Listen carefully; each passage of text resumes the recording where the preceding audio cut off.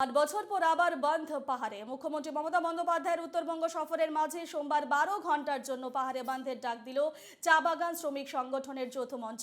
পুজোর আগে 20% বোনাসের দাবিতে বন্ধ ডেকেছে তারা। জিটিএর চিফ এক্সিকিউটিভ অনিত থাপার দল জানিয়েছে তারা বন্ধের বিরোধিতা বা সমর্থন কোনোটাই করছে না। শ্রমিকদের পাশে রয়েছে তারা। 8 বছর পর ফের বন্ধ পাহাড়ে। ন্যায্য পুজো বোনাসের দাবিতে চা শ্রমিকদের বন্ধের ডাক চা বাগান শ্রমিক সংগঠনের যৌথ মঞ্চের। পুজোর আগে 20% বোনাসের দাবিতে এই বন্ধের ডাক।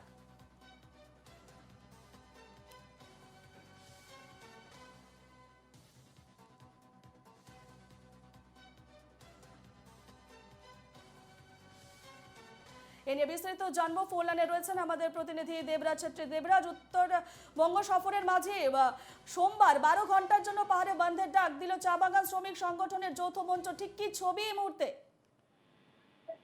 अभी चाय श्रमिक के लेकर जो 12 घंटा बंद का आह्वान किया है वो अभी पूरी तरह से दार्जिलिंग में बंद है।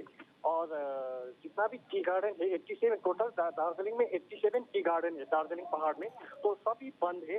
और साथ ही साथ फॉरसेंग दार्जिलिंग से 45 किलोमीटर दूर वहाँ पर भी बंद है। और ये मिरिक में भी बंद है। मगर सुनने में आ रहा है कि कालिम्पोंग में थोड़ा बहुत असर नहीं दिखाई दे रहा है, क्योंकि कालिम्पोंग में ज्यादा टी गार्डन कम होने के कारण से वहाँ पर बाजार और ये गाड़ियाँ खुला है वहाँ पर। जो जबकि दार्जिलिंग के मेन टाउन में दार्जिलिंग में सब बंद है। और जितना भी क्रिकेटर्स लोग गाड़ियों को रोक रहे हैं। और मैं आपको डीजल भी दिखा सकता हूँ। यहाँ पर अभी बंद है दार्जिलिंग में, ये 12 घंटा टोटली बंद कर रहे हैं। একেবারে দেবরাজ, ন্যায্য পুজো বোনাসের দাবিতে চা শ্রমিকদের এই বন্ধ ঘোষণা, সেক্ষেত্রে বাগান কর্তৃপক্ষ কোনো ধরনের এই মুহূর্তে আশ্বাস দিয়েছে? কি আপডেট রয়েছে বিষয়?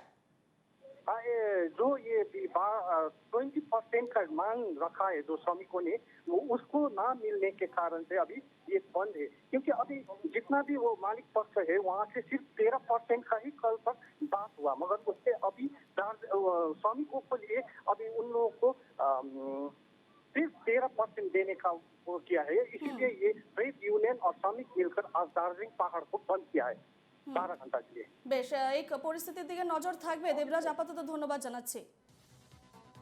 দার্জিলিং এর বন্ধের পরিস্থিতি নিয়ে সুকান্ত মজুমদার ঠিক কি বলেছেন, বিজেপি রাজ্য সভাপতি সুকান্ত মজুমদার ঠিক কি বলেছেন শুনুন। দেখুন, চা শ্রমিকদের যে দাবি দাওয়াগুলো, সেই দাবি দাওয়াগুলো অত্যন্ত প্রাসঙ্গিক। গতবার যে পরিমাণ বোনাস দেওয়া হয়েছিল সেই পরিমাণ বোনাস দেওয়ার কথাও এবার মালিক পক্ষ ভাবছে না, তার থেকে কম বোনাস দেওয়ার কথা বলছে। এবার 13% বলছে, গতবার সম্ভবত 18-19% ছিল। তো স্বাভাবিকভাবে চা শ্রমিকদের যে দাবি দাওয়াগুলো, সেই দাবি দাওয়াগুলো পূরণ হওয়া উচিত। কিন্তু আমাদের সরকার মালিক পক্ষের হয়ে দালালি করছে এবং সমস্ত মালিক চা বাগানগুলো এখন যারা চালান তারা সেই মালিকরা থাকেন হচ্ছে মুখ্যমন্ত্রীর পাড়ায়, সব ভবানীপুরের বাসিন্দা। আমি জানি না মুখ্যমন্ত্রীর সাথে তাদের খুব ভালো সম্পর্ক আছে, হয়তো সেই জন্য